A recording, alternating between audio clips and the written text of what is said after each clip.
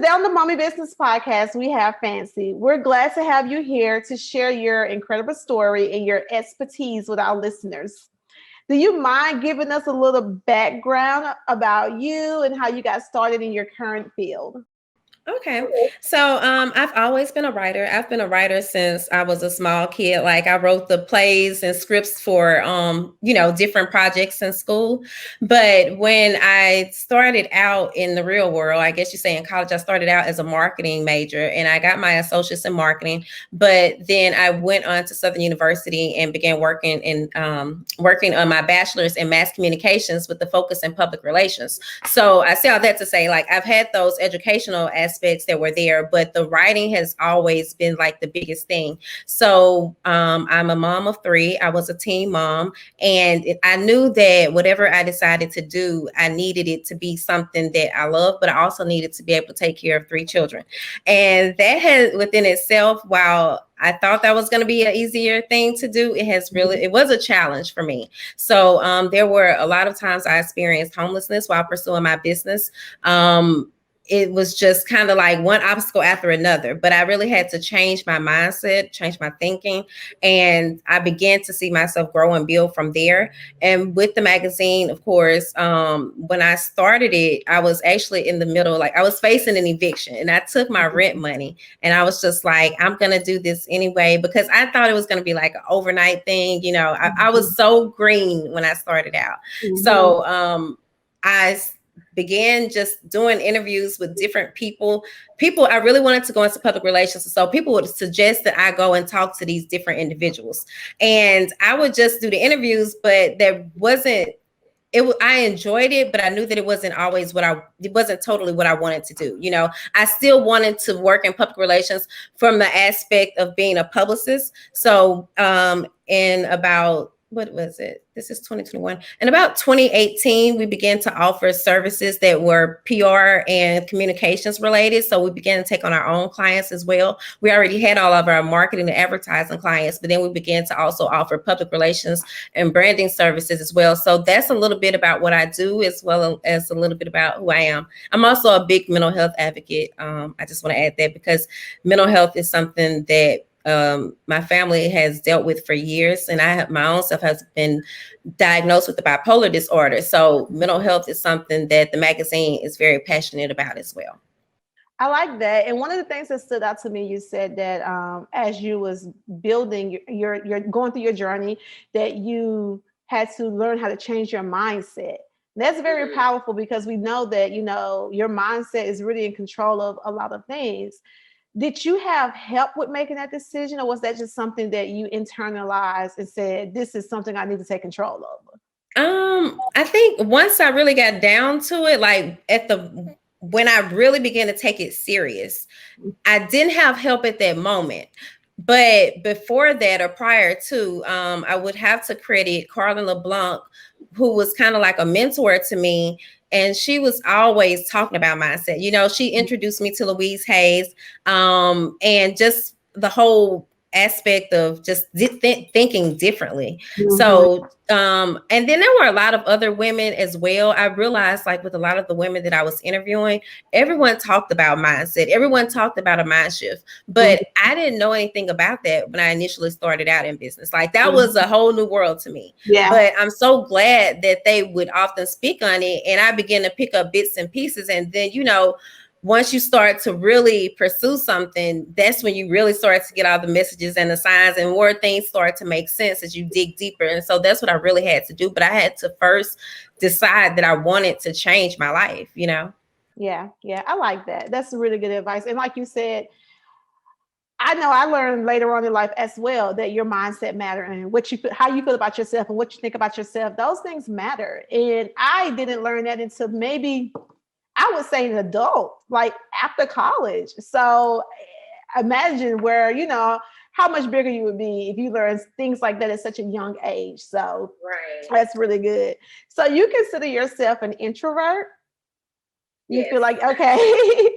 So how do you do business as an introvert? Because you do have to interview a lot of people and put yourself out there. So how do you handle that aspect? It has been hard.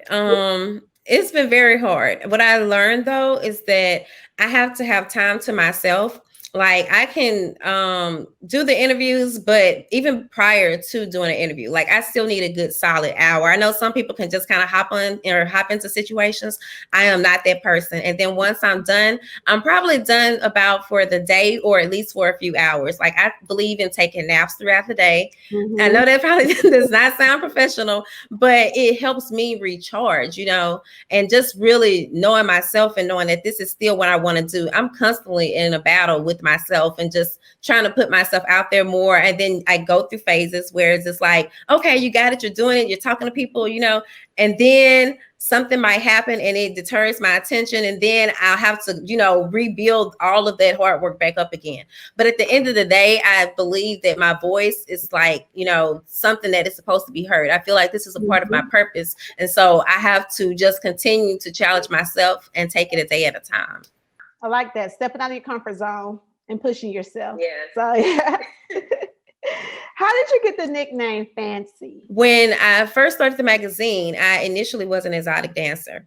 And that was my stage name. So I just kind of kept it as my writing name as well. So your experience as an exotic dancer, did that play an impact on your current business that you're in, or your life choices that you've made after that or during that process?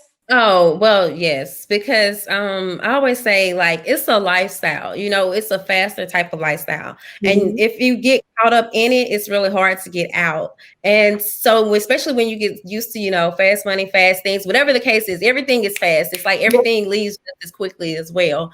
But you'll continue to pursue that because, I think of it kind of like, and I've never tried cocaine or anything, but I've just always heard people say that that's a drug that once you try it that first time, you're instantly addicted and you're going to be forever searching for that high, but you're never going to be able to obtain it again. And that's what that lifestyle kind of felt like for me. However, I do believe I can attain the wealth again, the money again, but it's just with a different mindset. But it taught me a lot about people. And one of the things I always credit the magazine for is like, just when I really began to realize like, hey, I want to empower women.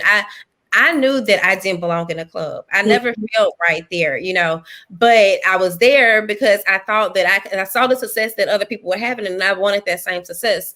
And I thought that, of course, that it would come to me quickly. But what I realized is like everything that was taking place in a club and then going back out into the real world, it was just like such a big contrast, it made me realize a lot of things that we were doing wrong as women. Like I remember when I first started the magazine, we used to talk about the way women dressed, now I'm like, let women dress however they want to dress. Like I learned what women's empowerment really is about, not so much from the club, but because of what I saw in the club. And it helped me to be able to see other things in life. Like it really opened my eyes to a lot of different situations. And poverty has done the same thing. But I would have to say that the impact from the club, it gave me a different drive though. And it did allow me to meet a lot of different people. Like a lot of the people that I mentioned that I interviewed were different artists and so on. And that's how I got those connections. They started within the club. I don't know if you remember the song, like by Dirty, like, he was the first person to just tell me like, hey, you don't belong here. But at the same time, he knew what I wanted to do. And so I think he kind of like helped me to get my first interview or suggested my first interview or something like that. So, it did help me in some ways, but it also hindered me in a lot of ways. I had to do a lot of growing. I think for someone who maybe hadn't ever experienced that type of lifestyle and just starting out in business, they could have taken a much shorter path, or a shorter journey than what I had to do. Yeah. And that was a big thing too, especially if you're an introvert, like putting yourself out there like that was like something scary too. So in your bio, you talked about your self-love journey. What does that look like? Well, basically, initially, when you mentioned earlier, like if only we had known to speak kindly to ourselves, to talk positive, to think positive, to actually love on ourselves, I didn't know anything about that. The only love that I knew anything about was, I guess you say, loving a man and loving my kids, nothing about just actually taking the time to love on myself and just really ask myself, who am I? Questioning things that will matter to me, but it really took a lot of years to just really be accepting of myself, because like I had to really overcome all of that strip club stuff, like I had to accept the guilt I felt from that, because there was a lot of guilt. And when I look at life now, I said it's so crazy, because back then, which wasn't so long ago, but it was still within a time where that was viewed so differently. Whereas now, it's like a totally different, as people view it from a different perspective. And I wouldn't like to go back to it though. So I can't say that, but just loving myself really helped me to grow up, and just really rise up and make better decisions. Like once you start realizing that you're doing things that are unhealthy, for you, or that are going to hinder you in life, I think that's a big part of self-love as well, and just like really doing those self-checks and self-assessments. Once you start to see that kind of helps you to say like, hey, that's not love right there. Like I can do better than that. Yeah, absolutely. And like you said, as women, we tend to take care of, our kids first and our spouse first, or our significant other. We always kind of forget about ourselves a little bit. And that question has been going around a lot lately. Like, who are you, or what do you like to do outside of being a mom or being a wife? Like, but who are you as an individual? So that was some good steps, take the time out just to get to know yourself. And always listen to that small voice in the back of your head, because it's telling you something. So How do you balance business and family? I really, at first it was a very hard to balance, but I try to just take a lot of time to myself. I realized that I can be better for other people when I've had enough time for my own self, like to be good to me first. And I feel, at times I even still feel a little guilt about that, but I realize, that's really the way it works. That's how you have to recharge. You have to pour back into yourself so that you can pour into others. Absolutely. And what drives you to pretty much do what you do? Like what gives you that push? I would definitely have to say having nothing. Because I really know what that's like. Like when I moved to Atlanta, I worked, I was staying in a house with someone that had like 7 kids, and I would just go to McDonald's and I would be there from when they opened until they closed. And I would just sit there and I would just work all day. But I knew that, as long as I kept working, I had to get somewhere. I didn't exactly know where I'd be going, but I knew that it had to be someplace better than the places I'd been. Right. Nothing shape us for the future like our past. We're like, I don't want to go back there. So you have a magazine and a podcast. Can you tell us about that? So SwagHer magazine is an empowerment and lifestyle publication. We use positive media and storytelling to change the way Black people view themselves and to help change the narrative. And then we also do that same thing with our Black business owners and help them to not change the way, but help them to amplify their voices and make certain that they're heard. So we do that, of course, through our content, but then we also offer public relations, branding, and marketing services. So we offer a lot of different creative services.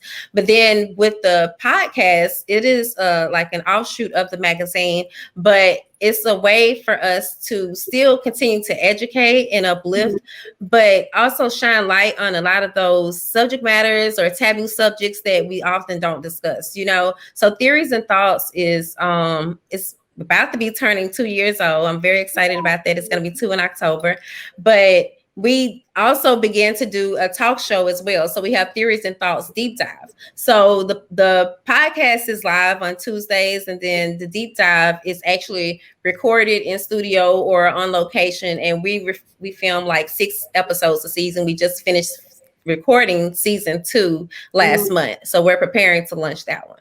That's awesome. And what was the name of the podcast one more time for the listeners? It's Theories and Thoughts Podcast. And then the talk show is Theories and Thoughts Deep Dive. Okay. So I was going to ask you, what do you have coming up next in your life and your career? But I think you probably hit on it a little bit. Yeah. So I'm definitely trying to step more into just being a producer and like understanding what that role means. I just kind of took it on. And again, I wasn't so much thinking about it. I just knew, hey, I thought this was a TV opportunity and I'm going to take it. But also I am starting my own, like, it's a little market, kind of like skincare and beauty, but just also self-care. So it's going to be some different things. I have like the waist beads, the facial toners and different like yoni oils, different things like that. So it's called Fancy's Goddess Market. I haven't launched it just yet. It's going to be launched really soon. I'm just getting all of my different things together for that. Okay. But I'm also a part of Black Media Honors. I'm going to be doing a brunch there.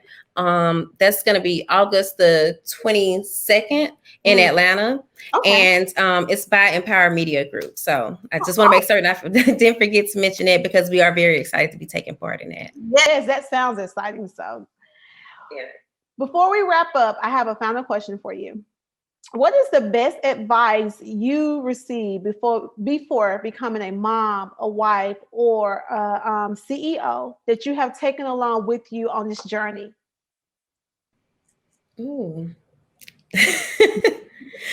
Look, the one I want to say, I don't know if I can say it. So I'm going to go to the next best one. Be yourself. Okay. Yeah. Because I became everything so early on. You know, I was a mom at 14. I was a business owner by 23. I had already had several little businesses, even in high school. So, you know, that has always been kind of my thing. And then being a wife didn't work out so well for me. I don't even know when it happened. It just kind of happened. So I think that's something that I have always heard, you know, was just be yourself. And especially being an introvert, that can be very hard for me. You know, I know that I'm socially awkward, but I realize as awkward as I can be, I still have a blessing and a calling on my life, and people still see that light within me. So I'm glad that I get to do that. I like that. And that is much needed in this world of social media. Be yourself and be true to yourself. So thank you for that. Fancy, can you please share with us your social media and where we can find more information about you online? Okay, so you can find more information about me at Linktree /Fancy's Thoughts. Fancy's does have an S on it, Thoughts. And then my Instagram as well as my Twitter is Fancy SwagHer. That's FANCYSWAGHER.